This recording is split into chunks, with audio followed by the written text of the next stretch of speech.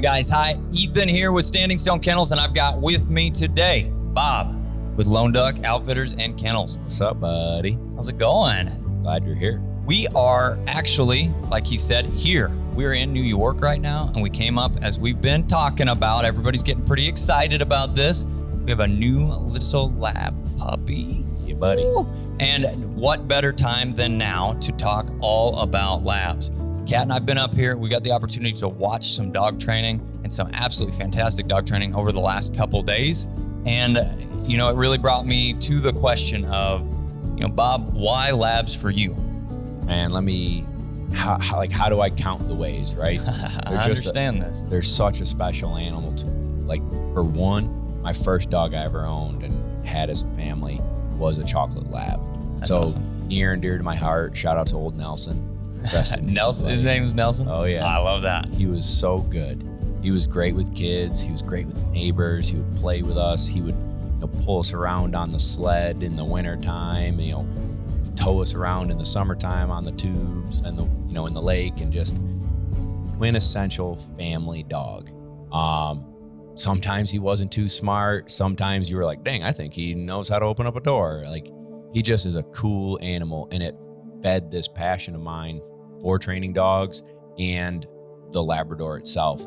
And right now we've got Memphis behind us, and she's a thoroughbred racehorse in a dog's body, but she's got that off switch and can hang out with us and is great with my nieces and never has met a stranger.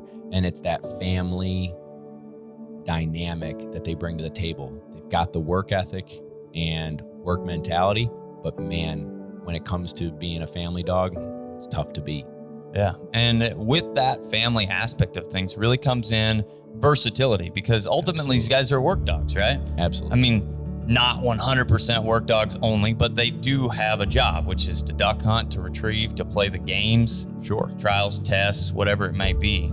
And to be able to say, you've got a workhorse back there that is, back there, couch potato in it, basically. She hadn't moved in an hour probably. No. And she's just been chilling all day.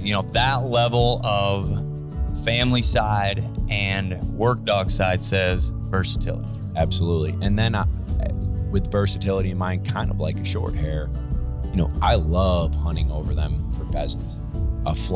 They're great flushing dog. You can keep them in close and get the flushes.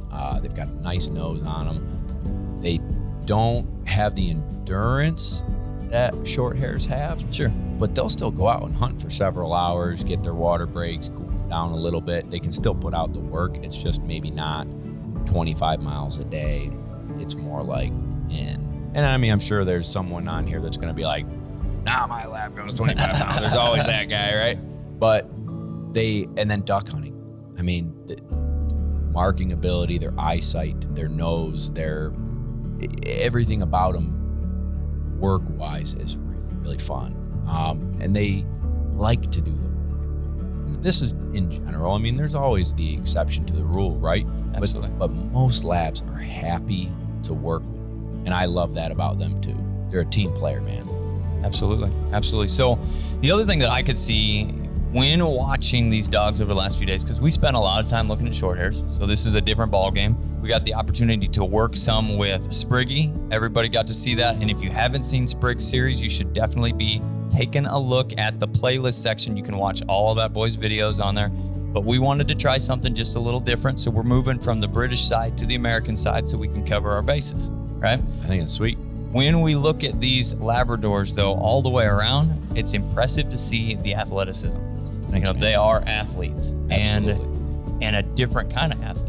I categorize them more as a sprinter, and it's amazing to look at the amount of muscle and explosive power that they have. Yeah, I love that word. Explosion.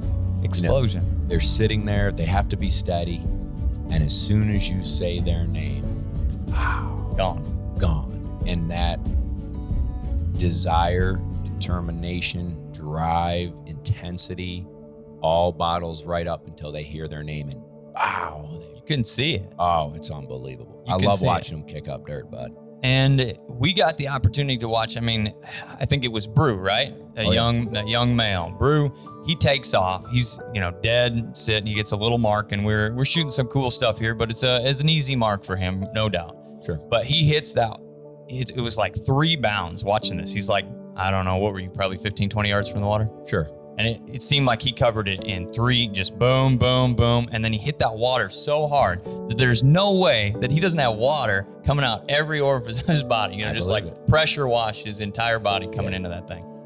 That kind of drive, it's so much fun to work with. That's another reason I love Labradors, is how much fun they like doing this stuff. And so it makes my life easier, right? Absolutely. So they come out ready to go. Throw me another. What do you want, boss? Like, let's do this. And that attitude, we call it biddability. Sure. But it's so much more fun than a dog who doesn't feel like doing it today, but tomorrow they're on, and then the next day they're not on. It's hard to find a lab that's not happy to meet you and happy to, get out there and get a bumper or a duck or whatever. I would say 100% what I got to witness here over the last couple of days is a bunch of random dogs that I don't know. They're getting out of the truck, they're going to the bathroom, airing out, going to training sessions. All of them come up to me respectfully, but they respectfully are excited to meet me. There is zero apprehension, and I think it's a lab thing. Like you said, all the way across the board, you're not going to meet very many labs that aren't just excited to meet you. Absolutely. No matter who you are, you're just happy. Yeah, they're happy dogs. They don't make good guard dogs. No, not really. Yeah, and that's also nice. Like, you have guests over to your house, you want them to feel comfortable to come into your home and not be intimidated by this animal. And there are some breeds that are great, but they're like aura or whatever. Sure. Like, their look is intimidating. Absolutely. And there's just, most labs are wiggly, happy-go-lucky. There's some real things that have gone into that from, everybody's heard of, TSA dogs or dogs that are there checking stuff out. And they've made a big push to those quote unquote floppy-eared dogs just for that reason. Yeah. It's not like those other dogs are going to cause any issues, but they seem intimidating in comparison. Pointy-eared dogs, which would be like your Malinois or Shepherds or typical more unit dogs. Now, the other thing that I got to see was the amount of desire to continue working, which drives right into what I would see as toughness. Yeah, absolutely. Super tough. Determined. I mean, I've probably said those words a few times in this little segment, but they never quit.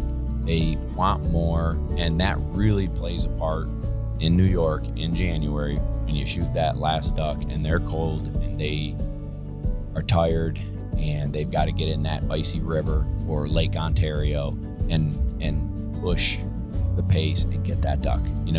They never give up. They're going to try through and through to find the bird that was shot. I mean, they're going to hunt, stay out there hunting until they find the bird, and they're not going to quit on you. I really truly believe that their team player aspect is what helps keep them working hard.